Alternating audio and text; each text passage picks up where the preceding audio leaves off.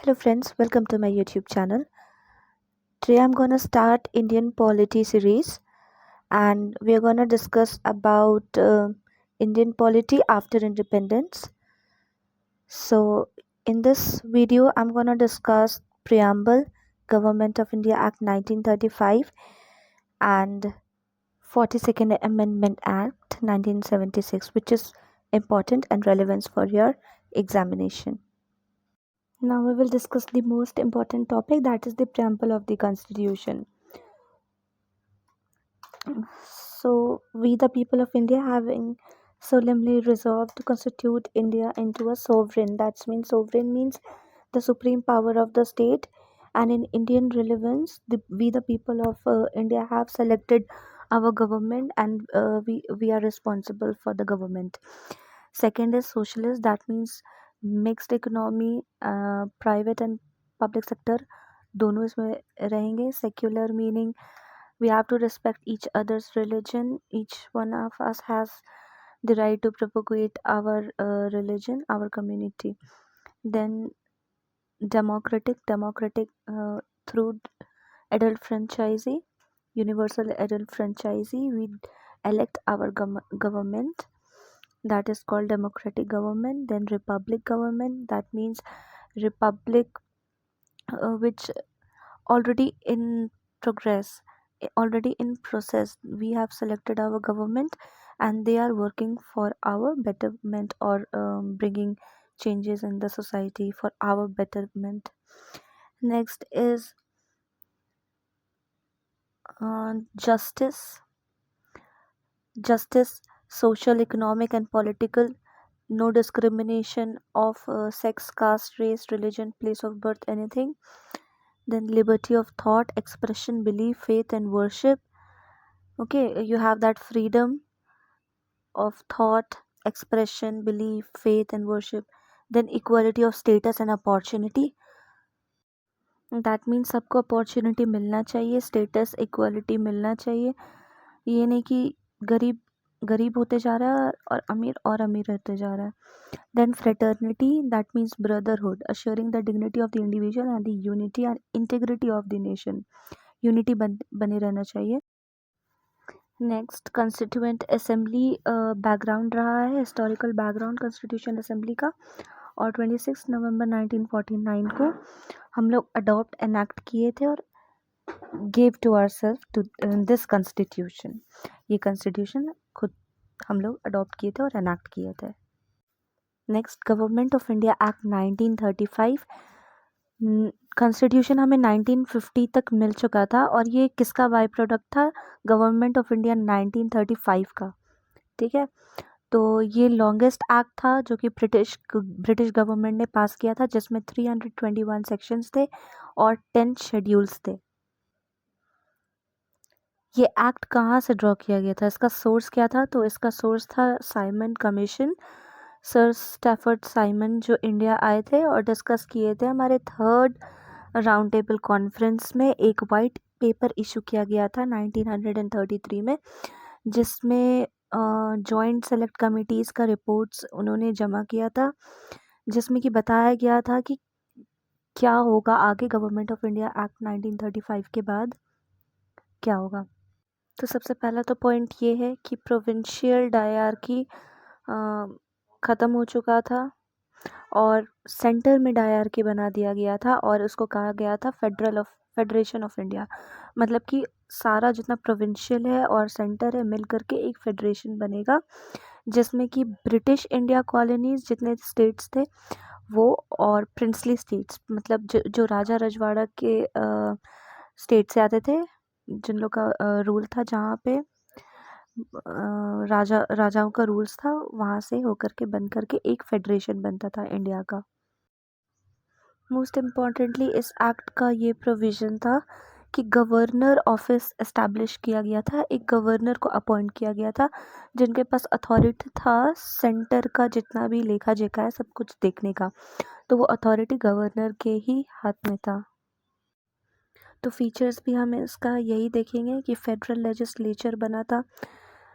तो 2 हाउसेस, जैसे अभी लोकसभा और राज्यसभा है, उस टाइम अपर हाउस और लोअर हाउस जो कि था council of states and federal assembly. Council of states upper house था और फेडरल असेंबली लोअर हाउस था।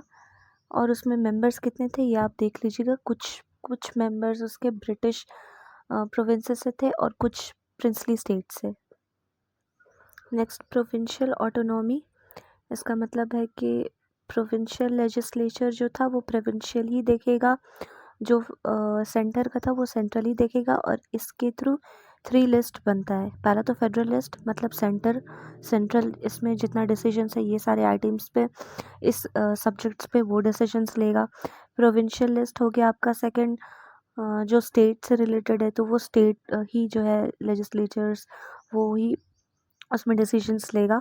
और थर्ड है कंकरेंट लिस्ट, जिसमें बोथ यानी कि फेडरल और प्रोविंशियल यानी कि स्टेट और सेंटर दोनों मिल करके इसमें अपना डिसीजंस लिया जाएगा इस सब्जेक्ट में।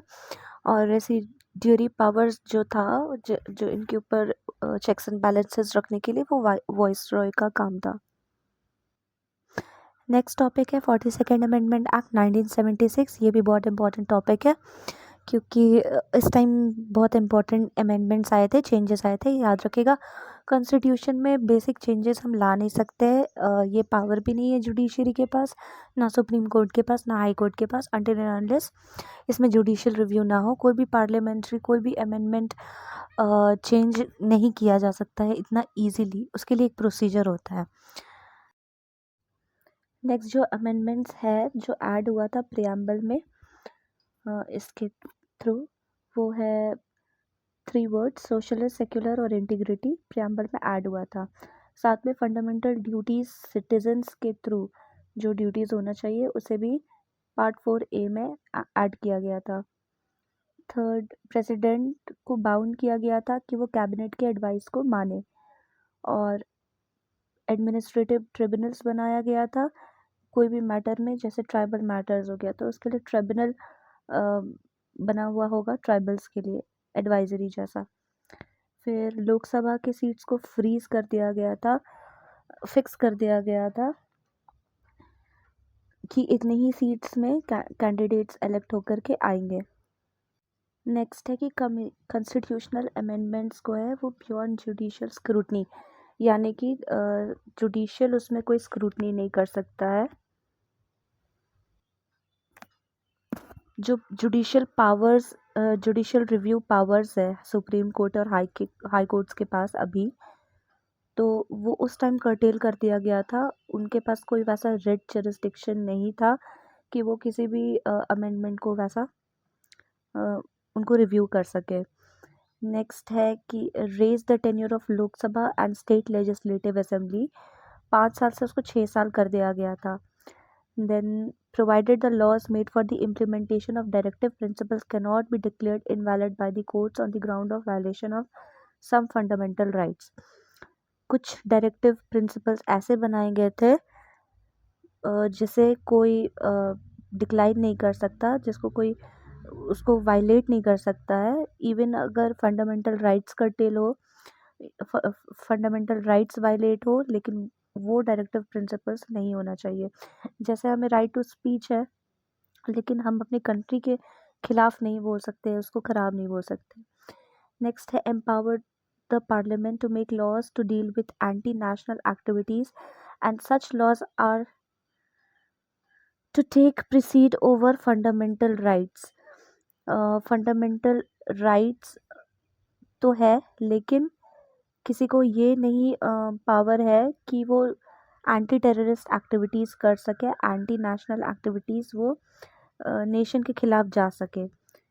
Then added 3 new directive principles, for example those are equal justice, ठीक है, जस्टिस सबको मिलना चाहिए, चाहे कोई भी कास्ट का, कोई भी रिलीजन, कोई भी रेस, किसी भी प्लेस ऑफ बर्थ, ठीक है, इंडिया के अंदर उनको और इंडिया से बाहर भी उनको जस्टिस मिलना चाहिए।